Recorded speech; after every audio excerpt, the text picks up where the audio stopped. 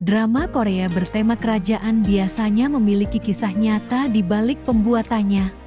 Drama Korea bertema kerajaan memiliki tempat tersendiri di hati para penonton. Di tengah banyaknya drama Korea modern yang muncul saat ini. Drama pertama yang akan kita bahas adalah Dongyi. Drama ini tayang pertama kali di tahun 2010 dengan jumlah penayangan mencapai 60 episode. Pengenalan para tokoh beserta sifatnya. Yang pertama ada Dongyi. Dongyi adalah wanita yang kuat, cerdas, penuh pendirian dan pembela kebenaran. Ia adalah wanita yang baik hati dan peduli, terutama pada orang-orang di sekitarnya.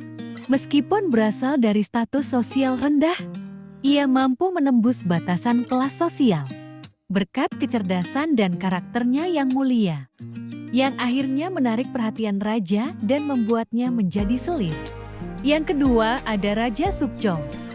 Raja Sukjong adalah raja yang cerdas, adil dan berwibawa. Ia juga tegas dan cekatan dalam urusan politik. Meskipun ia dikenal sebagai penguasa yang cerdas, ia juga memiliki sifat yang menghargai keadilan dan menjunjung tinggi wibawanya sebagai raja. Raja Sukjong juga dikenal sebagai legislator yang terampil dan cerdas secara politik, yang sering mengubah fraksi yang berkuasa untuk menguatkan otoritasnya. Yang ketiga ada Jang Huibin. Jang Huibin adalah sosok yang licik, ambisius, tamak, dan penuh tipu daya, terutama demi ambisinya untuk menjadi permaisuri dan menyingkirkan lawan-lawannya di istana. Ia menggunakan kecerdasan dan kecantikannya untuk menarik hati Raja Sukjong di awal. Namun kemudian sifat jahatnya terbongkar. Dan ia membenci Dongyi karena sang raja lebih mencintai Dongyi. Keempat ada Ratu Inhyong. Ratu Inhyong adalah sosok ratu yang baik hati, lembut, dan tulus. Tetapi juga lemah dan tidak berdaya karena tidak dicintai oleh raja. Sifat-sifat ini menyebabkan dirinya digulingkan dari tahtanya di istana. Namun kemudian dibantu oleh Dongyi untuk kembali ke istana dan mendapatkan kembali gelarnya. Kelima ada Seo Yeong-gi. Seo Yeong-gi adalah seorang penyelidik yang gigih dan berdedikasi. Ia adalah sosok yang jujur dan berintegritas tinggi. Ia selalu berpegang teguh pada prinsip keadilan dan tidak mudah disuap dan diintimidasi. Seo Yeong-gi juga sosok yang setia dan protektif, terutama pada teman-temannya dan mereka yang dianggap benar. Ia banyak membantu Dongyi selama di istana. Namun ia terikat masa lalu kelam keluarganya dan bertugas menegakkan keadilan. Selanjutnya ada Cha Chon-su. Cha Chon-su adalah sosok yang penuh dendam, kejam, dan ambisius. Sifatnya itu didorong oleh keinginan untuk membalas kematian ayahnya. Ia adalah seorang pemburu bayaran yang bekerja untuk berbagai pihak, termasuk Jang Hee-bin, dan memanfaatkan situasi untuk menyingkirkan musuh-musuhnya, termasuk Dongyi. Namun, ia juga memiliki sisi yang lebih kompleks, terutama saat ia mulai menyadari bahwa Dongyi adalah adik sahabatnya. Setelah menyadari identitas Dongyi, ia memutuskan untuk membantunya dan bahkan mengorbankan diri demi melindungi Dongyi dari bahaya. Berikut sinopsis drama Dongyi. Dongyi adalah drama sejarah yang mengisahkan perjalanan hidup Choi Suk-bin dari seorang gadis biasa hingga menjadi selir Raja Sukjong. Dongyi merupakan ibu dari raja selanjutnya yaitu Raja Yeongjo.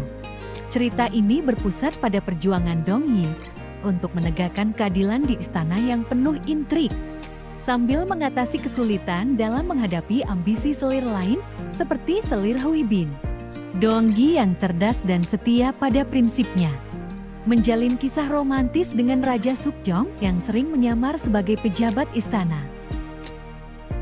Perjalanan hidup Dongyi yang penuh lika-liku.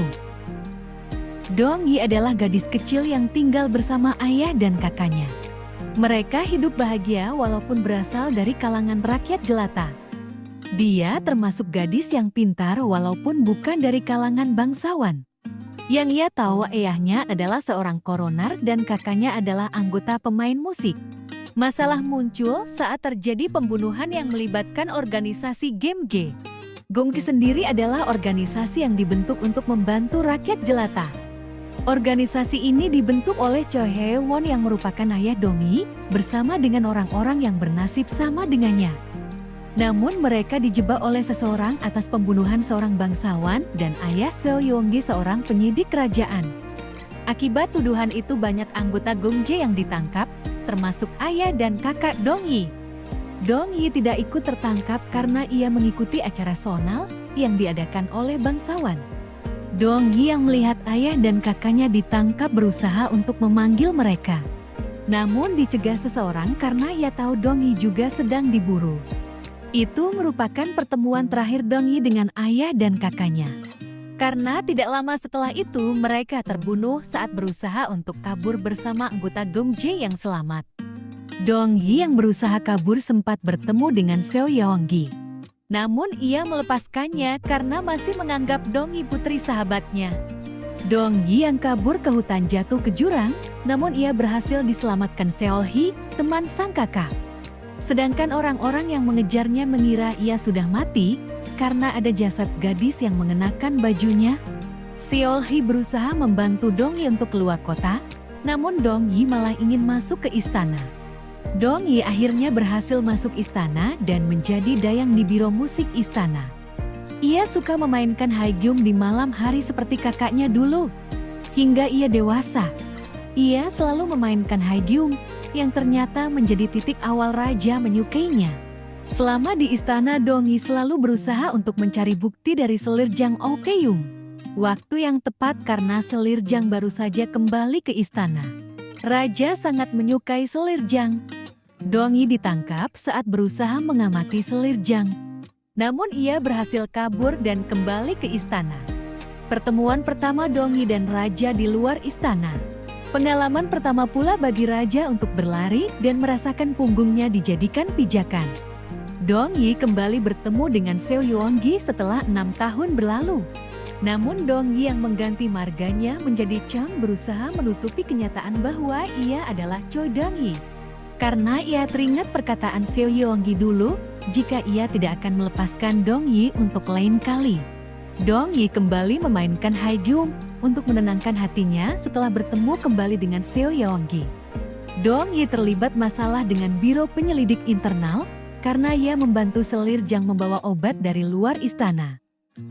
Selir Jang terlihat mengkhawatirkan Dongyi yang dibawa ke biro penyelidik internal. Karena selir Jang merasa ini kesalahannya, ia memilih menyelamatkan Dongyi. Walaupun ternyata itu adalah jebakan untuknya. Ia dituduh bahwa obat yang dibawa dari luar mengandung bahan yang meracuni tonik ratu.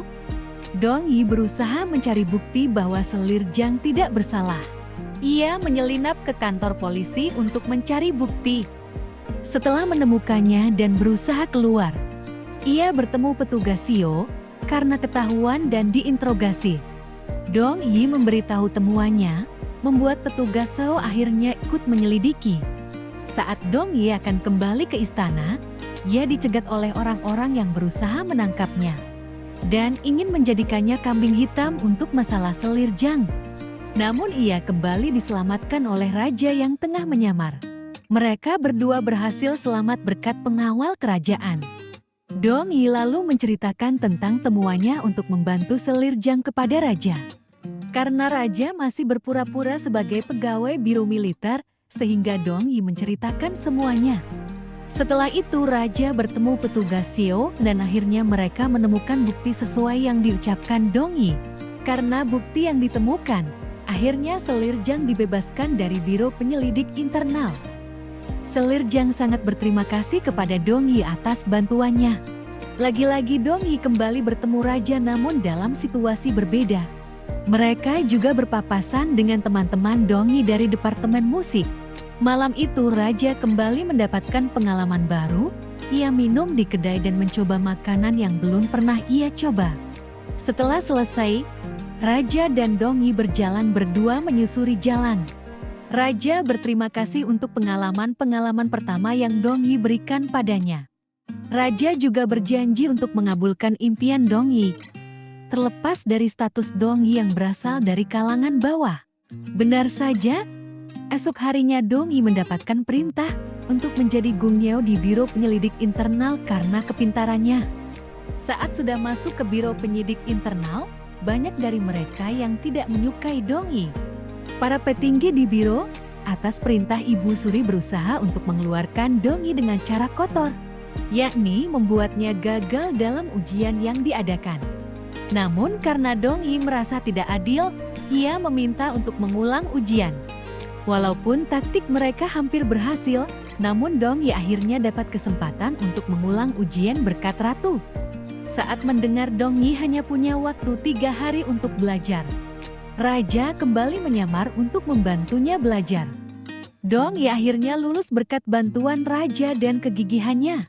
Setelah 6 tahun lalu berpisah, Dong Yi akhirnya bertemu kembali dengan Cha Chon-su, sahabat kakaknya dulu. Setelah bertemu Cha Chon-su, Dong Yi kembali ke istana diam-diam.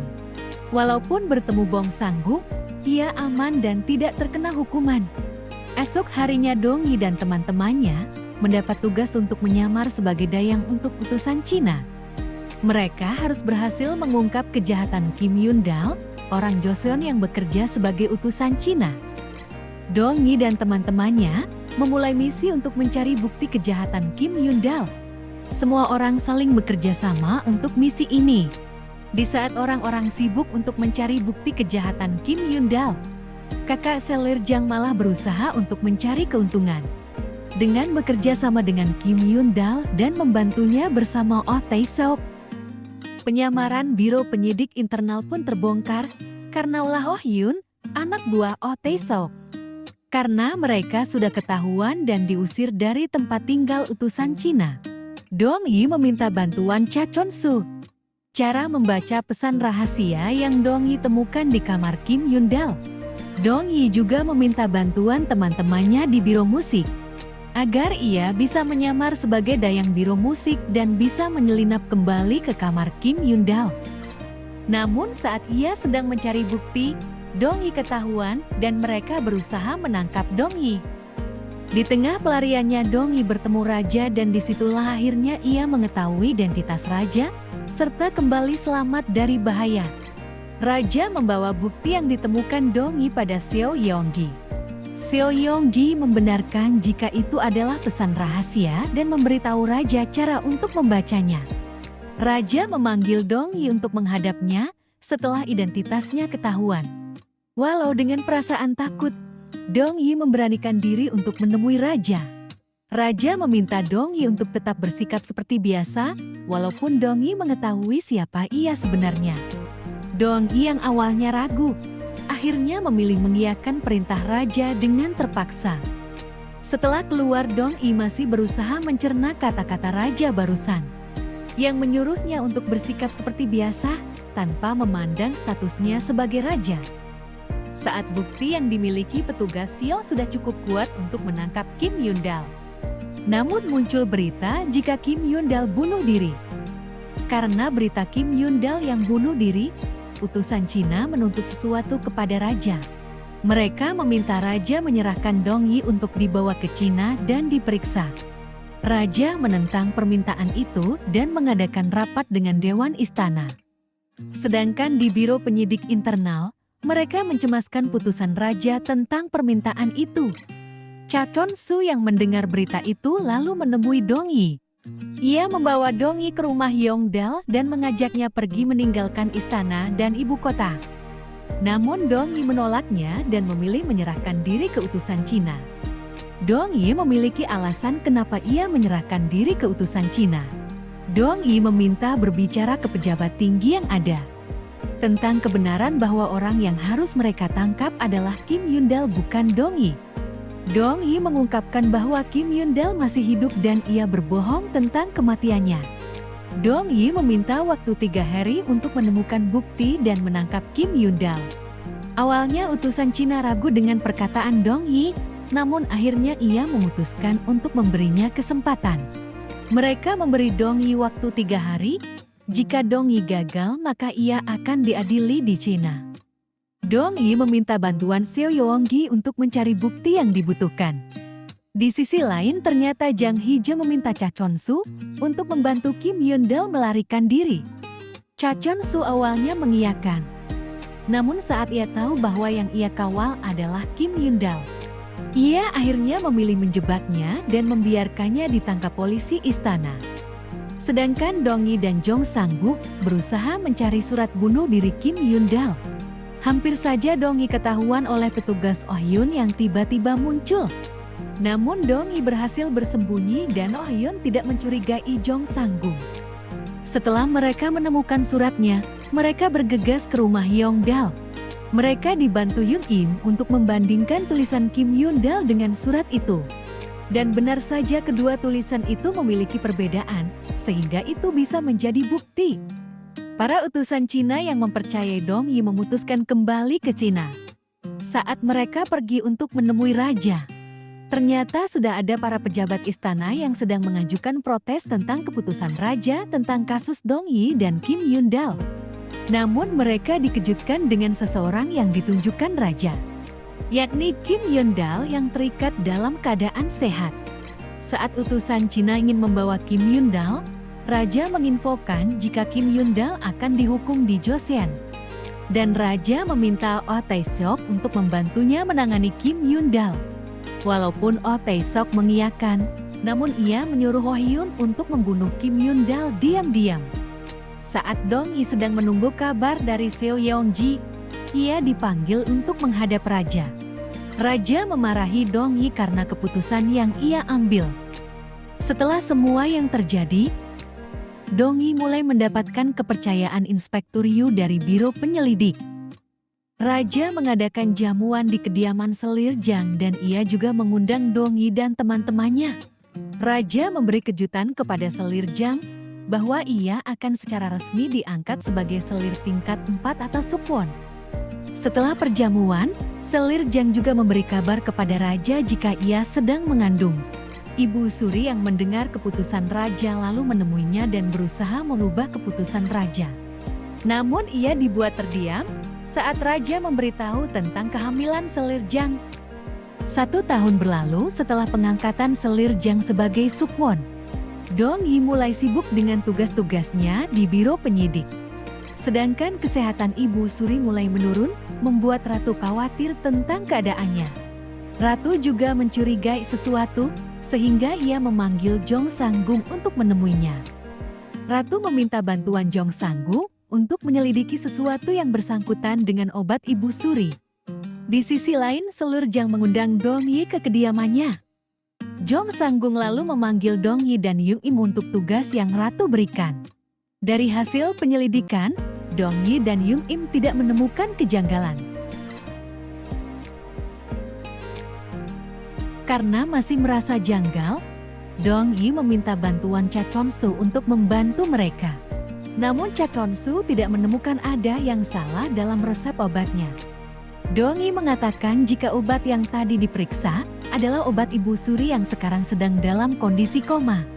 Cha Chon-su lalu berkata, jika kombinasi obat tadi tidak akan menyebabkan masalah. Tapi jika ada tambahan bahan jahe kering atau tanaman itu akan berbahaya. Dong-yi lalu ingat jika ia melihat resep obat yang mengandung tanaman di suatu tempat. Malam harinya Jang Hye bertemu dengan Yong-sun, salah satu dayang Selir Jang. Ia memuji hasil kerja Yong-sun lalu menyuruhnya memberikan surat ke tabib istana. Saat setelah memberikan surat ke tabib istana, tiba-tiba Dong-yi menegur Yong-sun. Dong-yi menanyakan kenapa Yong-sun melakukannya dan apakah ini perintah Jang Hye-je. Yong-sun yang panik hanya bisa meminta Dong-yi jangan ikut campur. Namun Dong-yi melihat semuanya dan tidak bisa membiarkannya. Selir Jang yang sedang menyusui Pangeran Yiyun merasakan firasat buruk. Benar saja, setelah Pangeran Yiyun dibawa keluar, Yong-sun datang dengan panik dan menceritakan semuanya pada Selir Jang. Tentang perbuatan kakaknya dan tentang Dong-yi yang mengetahui perbuatan mereka. Selir Jang memanggil kakaknya datang dan langsung memarahinya.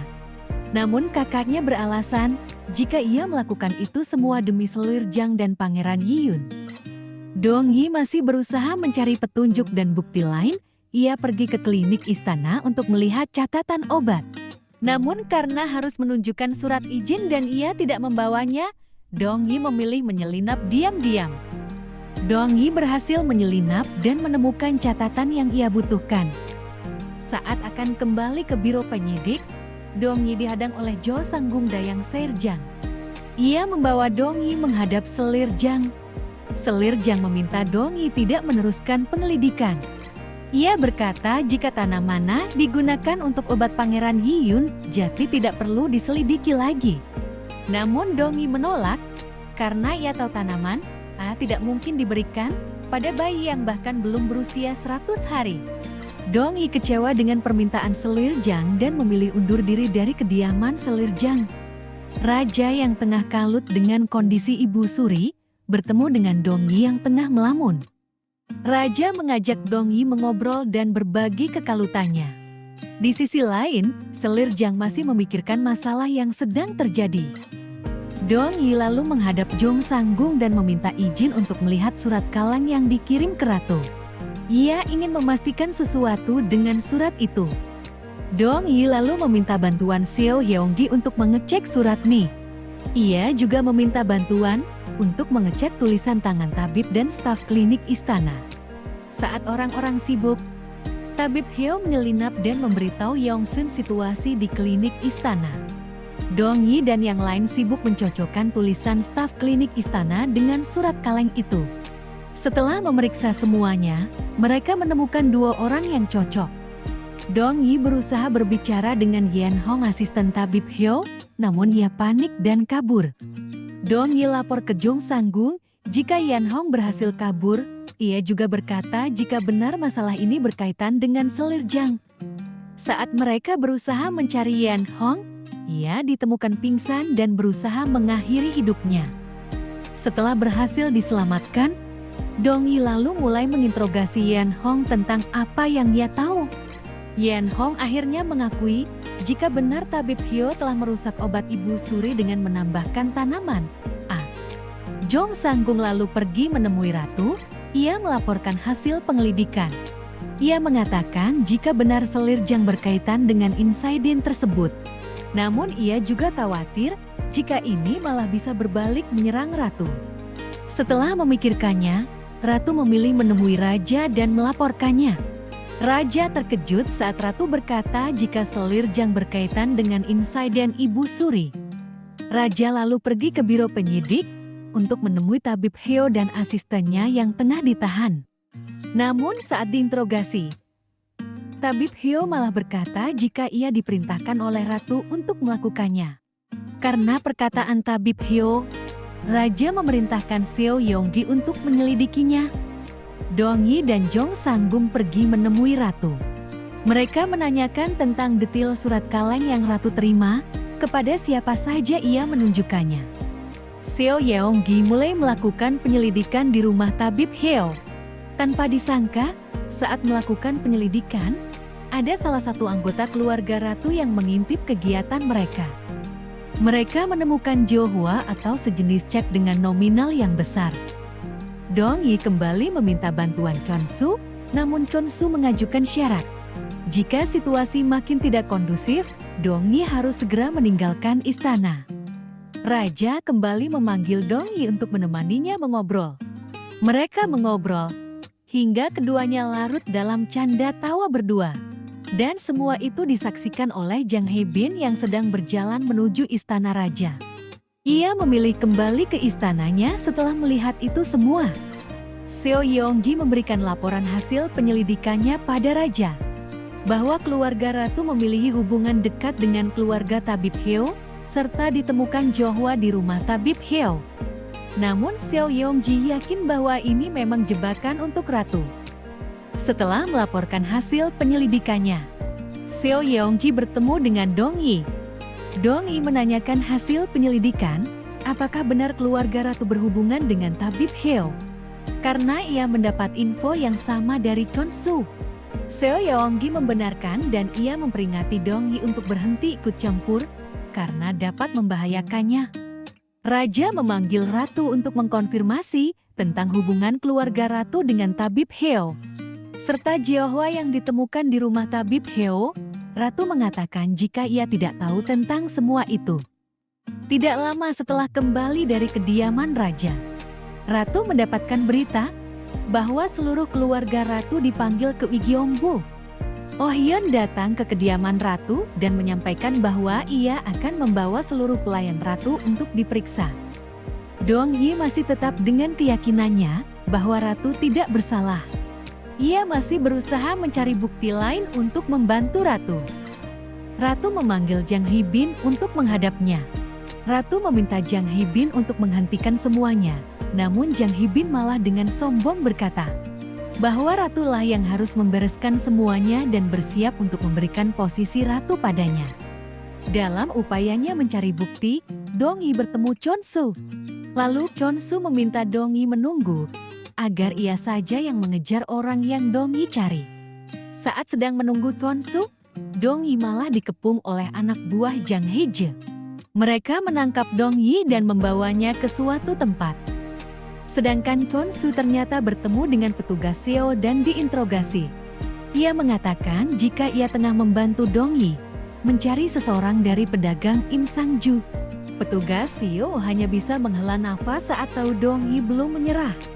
Sedangkan di tempat Jang Hee-je, bawahannya menginfokan jika mereka berhasil menangkap Dong Yi. Mereka menyekapnya di gudang dekat Gangbu, sebelah selatan Hangang.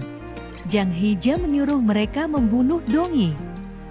Setelah keluar dari kantor polisi, Chonsu bersama anak buah petugas Seo pergi mencari Dong Yi. Ia khawatir karena tidak juga menemukan Dong Yi di tempat awal. Sedangkan istana kembali heboh dengan kesehatan Ibu Suri yang kembali memburuk. Setelah berhasil menangkap pegawai Im Sang-ju yang telah mengeluarkan Jeohwa atas nama keluarga Ratu, ia menanyakan tentang siapa yang menyuruhnya membuat Jeohwa itu. Dengan sedikit ancaman pegawai itu mengaku. Ia mengaku tidak tahu orangnya, namun ada cara untuk mengetahuinya lewat cek asli di kantor Park Jumyeon.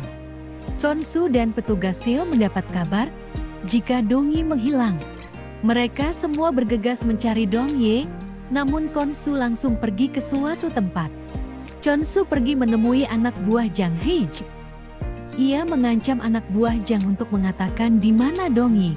Setelah mengetahui tempatnya, ia bergegas mencari Dong Yi.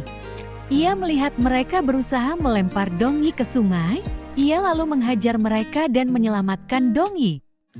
Jang marah saat anak buahnya memberi kabar jika Dong Yi berhasil selamat. Dong Yi lalu pergi menemui petugas Seo dan memintanya segera mencari pegawai Im Sang-ju sebelum ada yang membunuhnya. Sedangkan Jang marah karena anak buahnya kembali gagal dalam tugasnya. Petugas Seo berhasil menemukan anak buahnya yang tadi mengantar pegawai Im Sang-ju. Namun pegawai itu mati karena terluka parah. Dong Yi dan petugas Seo memikirkan di mana kiranya Jeohwa aslinya disembunyikan. Jang Hee-bin mendapat kabar dari kakaknya jika ada masalah. Dong Yi lalu menemui Ratu. Ia meminta Ratu bertahan sebentar lagi. Ia masih berusaha menemukan buktinya. Dong Yi menemui Jang Hee-je dan mengancamnya menggunakan pegawai Im Sang-ju. Dong Yi mengatakan bahwa pegawai itu masih hidup dan jika Jang Hee-je menginginkannya, ia harus menghentikan penyelidikan Gyeongbu. Jang yang panik meminta Jang Hee-bin memperlambat rencana mereka. Dong Yi kembali bekerja sama dengan Chonsu, mencari Jeohwa asli yang disembunyikan pegawai Im Sang-ju. Saat tengah sibuk mencari, tiba-tiba muncul anak muda pengantar paket. Mereka menanyakan tentang pegawai itu dan anak itu mengatakan jika ia mengantar surat ke seorang gisang.